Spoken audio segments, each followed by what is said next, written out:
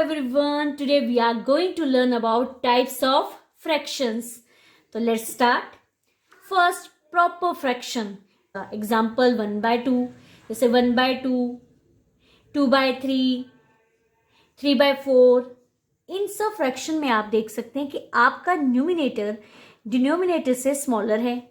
यहाँ 2 3 से स्मॉलर है, यहाँ 3 4 से स्मॉलर है. ओके, तो जैसे ये एक रेक्टेंगल है. इस रेक्टेंगल को हमने 1 2 3 4 5 6 7 पार्ट्स में डिवाइड किया है. Okay, 7 equal parts. अब यहां हम लेट 3 पार्ट शेड कर दे. Okay, 1 2 3 parts. ओके, तो शेडेड पार्ट को हम कैसे रिप्रेजेंट करेंगे? तो ये जो शेडेड पार्ट्स हैं ये 3 है और टोटल पार्ट्स 1 2 3 4 5 6 7. तो 3/7 क्या है? हमारा प्रॉपर फ्रैक्शन है. क्यों? क्योंकि हमारा न्यूमरेटर डिनोमिनेटर से स्मॉलर है, डिनोमिनेटर न्यूमरेटर से ग्रेटर है. तो इस तरह के फ्रैक्शंस को हम कहते हैं प्रॉपर फ्रैक्शन. नेक्स्ट है इम्प्रॉपर फ्रैक्शन. इम्प्रॉपर फ्रैक्शन जहां आपका न्यूमरेटर डिनोमिनेटर के इक्वल या फिर ग्रेटर हो. जैसे ये 4/4 है, फिर जैसे 3/2. यहां न्यूमरेटर और डिनोमिनेटर इक्वल है, ये इम्प्रॉपर फ्रैक्शन है. यहां न्यूमरेटर जो है डिनोमिनेटर से ग्रेटर है, तो ये क्या है? Improper fractions. ओके, कोई और एग्जांपल ले लें. 11/7, 15/12, 11, कोई भी आप ले सकते हैं जहां आपका न्यूमिनेटर ग्रेटर हो. तो यहाँ 11 न्यूमिनेटर डिनोमिनेटर से ग्रेटर है. यहाँ 15 11 से ग्रेटर है, न्यूमिनेटर ग्रेटर देन डिनोमिनेटर. तो इस तरह के फ्रैक्शंस को हम क्या कहेंगे? Improper fraction. ओके, चलो कोई एग्जाम्पल लें. एग्जाम्पल जैसे ये आपका रेक्टेंगल है जिसे 4 इक्वल पार्ट्स में डिवाइड किया गया है. ओके, तो यहाँ आपके शेडेड पार्ट्स कितने हैं? 4. और आपने रेक्टेंगल को कितने इक्वल पार्ट में डिवाइड किया है? 1 2 3 4. तो शेडेड पार्ट को फ्रैक्शन में कैसे लिखेंगे? शेडेड पार्ट्स को फ्रैक्शन में. तो शेडेड पार्ट का फ्रैक्शन, शेडेड पार्ट्स हैं 4 और टोटल पार्ट्स में रेक्टेंगल को डिवाइड किया गया है वो भी 4 है. तो ये हमारा इम्प्रॉपर फ्रैक्शन है क्योंकि numerator and denominator are equal. Okay, एक और एग्जांपल लें. ये 2 रेक्टेंगल हैं. Okay, complete 1 rectangle. एक और रेक्टेंगल है. Okay, both rectangle are same और दोनों रेक्टेंगल को हमने 2 इक्वल पार्ट्स में डिवाइड किया है. 1 2 1 2. ओके, अब मेरे पास एक रेक्टेंगल था और इस रेक्टेंगल का भी शेडेड पार्ट हमने ले लिया. तो अब आपके पास टोटल शेडेड पार्ट कितने हो गए? आपके टोटल शेडेड पार्ट हो गए 1 2 3. तो शेडेड पार्ट्स आर 3. और आपने रेक्टेंगल को कितने इक्वल पार्ट्स में डिवाइड किया है? हमने रेक्टेंगल को 2 इक्वल पार्ट में डिवाइड किया है. 1 2. सेम इस रेक्टेंगल को भी हमने सेम इक्वल पार्ट में डिवाइड किया है. 1 2. तो आपका denominator common 2. Okay, shaded parts का ये फ्रैक्शन है. 1 2 3 शेडेड पार्ट्स. अब इसमें आपका न्यूमिनेटर जो है वो डिनोमिनेटर से ग्रेटर है. तो इस तरह के फ्रैक्शन को हम क्या कहेंगे? Improper fraction. ओके, जहां न्यूमिनेटर डिनोमिनेटर से बड़ा होता है. ओके, अब हम नेक्स्ट फ्रैक्शन की टाइप लेंगे, वो है मिक्स्ड फ्रैक्शन.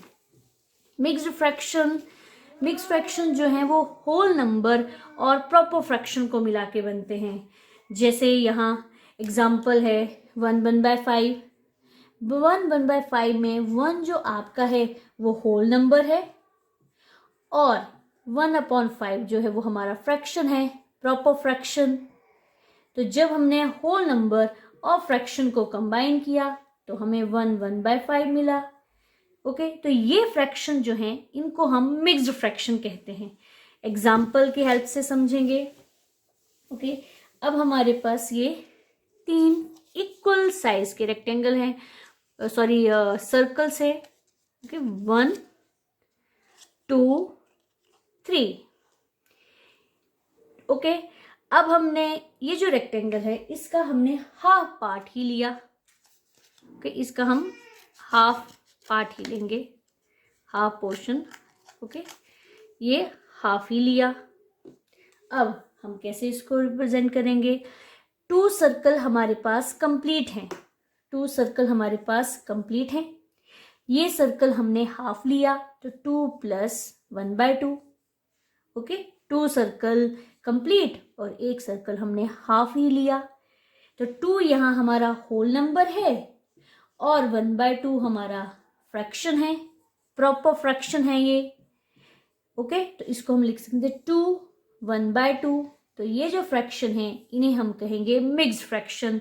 एग्जाम्पल 3/8, 1/5, ये किस तरह के फ्रैक्शन हैं? ये मिक्स्ड फ्रैक्शन हैं, जो होल नंबर और होल नंबर प्लस फ्रैक्शन को कंबाइन करके बनते हैं।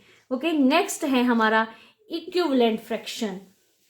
इक्विवेलेंट फ्रैक्शंस जहां आपकी फ्रैक्शन की वैल्यू सेम हो, fraction having same value are called equivalent fraction.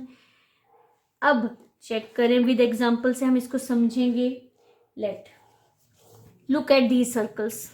I have 3 circles, look at these circles. ये तीनों सर्कल जो हैं सेम साइज के हैं। ओके, अगर हम इन तीनों सर्कल के शेडेड पार्ट को एक के ऊपर एक रखें तो देखो ये एक दूसरे को ओवरलैप कर रहे हैं।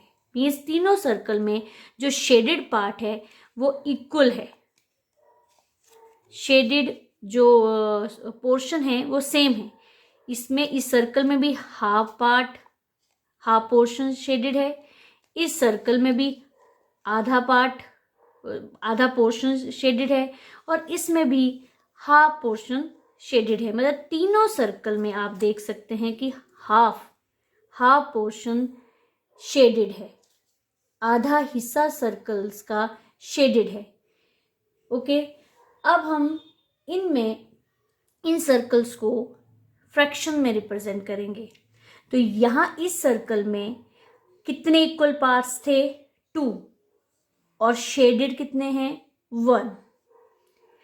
इस सर्कल में भी आप देख सकते हैं जैसे इसका आधा हिस्सा शेडेड है ना, इसका भी आधा ही हिस्सा शेडेड है और थर्ड का भी आधा ही हिस्सा शेडेड है, तीनों का सेम पोर्शन शेडेड है। अब इसमें जो है वो टोटल पार्ट्स कितने हैं? 1 2 3 4, टोटल पार्ट्स हैं 4 और शेडेड क्या है? 2। अब यहाँ टोटल पार्ट्स कितने हैं? 1 2 3 4 5 6 और शेडेड पार्ट है 3। फर्क क्या है? यहाँ शेडेड पोर्शन में एक ही पार्ट है, यहाँ शेडेड पोर्शन में 2 पार्ट हैं और यहाँ शेडेड पोर्शन में 3 पार्ट हैं। हालांकि तीनों सर्कल्स का जो पोर्शन है वो है सेम, बट पार्ट्स में जो डिवाइड किया वो डिफरेंट है। अब आप सोचेंगे कि इक्विवेलेंट कैसे हुए? ओके, तो 2/4 को अगर आप सिंप्लीफाई करें तो 2 1s are 2, 2 2s are 4, तो क्या आंसर आया? 1/2। 3/6 को अगर हम सिंप्लीफाई करें तो 3 1s are 3, 3 2s are 6, तो 1/2। तो आप देख सकते हैं कि 1/2 1/2 1/2। ओके, तो fractions with equal value, in fraction की वैल्यू इक्वल है, बस फर्क क्या था कि उनके न्यूमिनेटर्स डिफरेंट थे। 1 2 3 2 4 6 डिनोमिनेटर डिफरेंट थे, लेकिन सिंप्लीफाई करने पर हमें इक्वल वैल्यू मिली है क्योंकि तीनों सर्कल का सेम पोर्शन यहाँ शेडेड था। बस मैंने उनको पार्ट्स में यहाँ एक उस शेडेड को एक ही पार्ट में रखा था, यहाँ शेडेड को हमने 2 पार्ट्स में डिवाइड किया था और यहाँ शेडेड को मैंने 3 में। तो इस तरह के फ्रैक्शंस को हम क्या कहेंगे? Equivalent fraction. अब आप मुझे बता सकते हैं क्या कि 5/10, 10/20, 20/40 क्या ये इक्विवेलेंट फ्रैक्शन है? ओके, न्यूमिनेटर्स डिफरेंट है, डिनोमिनेटर्स भी डिफरेंट है, तो क्या ये इक्विवेलेंट फ्रैक्शन है? तो अगर आप इनको डिवाइड करें, 5 1s are 5, 5 2s are 10, 1/2, 10 1s are 10, 10 2s are 1/2, यहाँ 20 1s are 20 2s are 1/2। तो आप देखिए कि इनके जो मैंने जब सिंप्लीफाई किया तो इनकी वैल्यू सेम है, तो yes, these three fractions are equivalent fraction. और एक और बात, हम किसी भी फ्रैक्शन के काउंटलेस इक्विवेलेंट फ्रैक्शन निकाल सकते हैं। कैसे?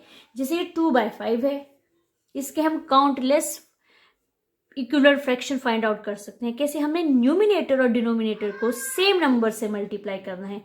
जैसे इसको 2 से हमने मल्टीप्लाई किया, न्यूमिनेटर को भी डिनोमिनेटर को भी।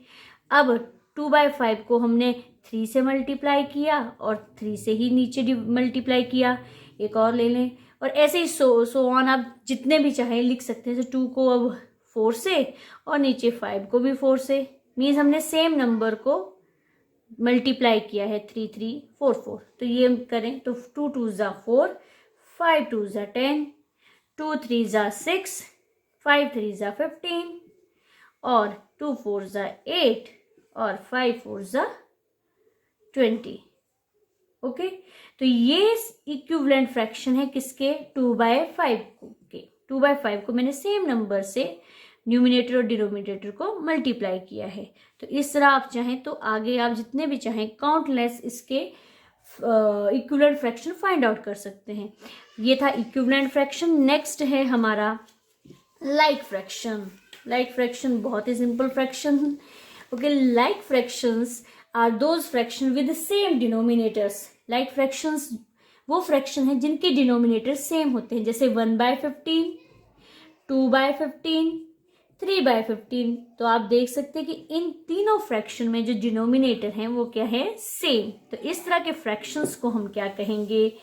Like fraction. कोई और एग्जांपल आप ले सकते हैं, 2/9, 5/9, 7/9। ओके, आपने क्या देखना है? इनका denominator. Denominator are same denominator. तो इस तरह के फ्रैक्शन को क्या कहेंगे? Like fraction.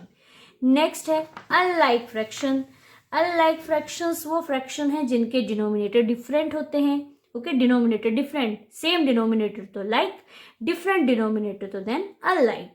जैसे 1/17, 2/19, 19/20। तो आप देख सकते हैं यहाँ डिनोमिनेटर 17 है, यहाँ 19 है, ये 20 है। तो ये अनलाइक फ्रैक्शन है, फ्रैक्शन विद डिफरेंट डिनोमिनेटर। तो आप कोई भी फ्रैक्शन लिख सकते हैं, जैसे 2/5, 1/7, 3/11। तो देखिए इन तीनों फ्रैक्शन में डिनोमिनेटर आपके डिफरेंट है। तो ये कौन से फ्रैक्शन है? Unlike fraction. ओके, अब last fraction unit fraction. Unit fraction वो फ्रैक्शन है जहां न्यूमिनेटर की वैल्यू क्या होगी? 1, 1/3, 1/6, 1/4। इन तीनों फ्रैक्शन में आप देखो कि जो न्यूमिनेटर है वो 1 है। ओके, 1 1 1। तो fraction with numerator 1 is called a unit fraction. जैसे एग्जांपल, ये सर्कल है, ओके, ये रेक्टेंगल है। इस सर्कल में टोटल पार्ट्स है 1 2 3 4 और शेडेड पार्ट कितने हैं? 1। अब ये रेक्टेंगल है, इसमें टोटल पार्ट्स कितने हैं? 4 और शेडेड पार्ट है 1। तो यूनिट फ्रैक्शन ना वो शेडेड मतलब एक ही शेडेड पार्ट को रिप्रेजेंट करते हैं, शेडेड पार्ट ओनली 1। तो इस तरह के फ्रैक्शन जहां न्यूमिनेटर 1 होगा उनको हम कहेंगे यूनिट फ्रैक्शन। आई होप आपको टाइप्स ऑफ फ्रैक्शन समझ में आ गए होंगे। ओके, प्रॉपर फ्रैक्शन जहां आपका न्यूमिनेटर लेस होगा डिनोमिनेटर से, इनप्रॉपर फ्रैक्शन जहां आपका न्यूमिनेटर आइदर इक्वल और ग्रेटर देन डिनोमिनेटर होगा। Next mixed fraction. Mixed fraction जो होल नंबर प्लस आपके प्रॉपर फ्रैक्शन को मिला के बनते हैं। इक्विवेलेंट फ्रैक्शन वो फ्रैक्शन है जिनकी सेम वैल्यू होगी। लाइक फ्रैक्शन जहां डिनोमिनेटर सेम होंगे। अनलाइक फ्रैक्शन जहां डिनोमिनेटर डिफरेंट। और यूनिट फ्रैक्शन जहां आपकी न्यूमिनेटर की वैल्यू 1 होगी। आई होप आपको ये क्लियर हो गया होगा। For more videos subscribe the channel. Bye bye.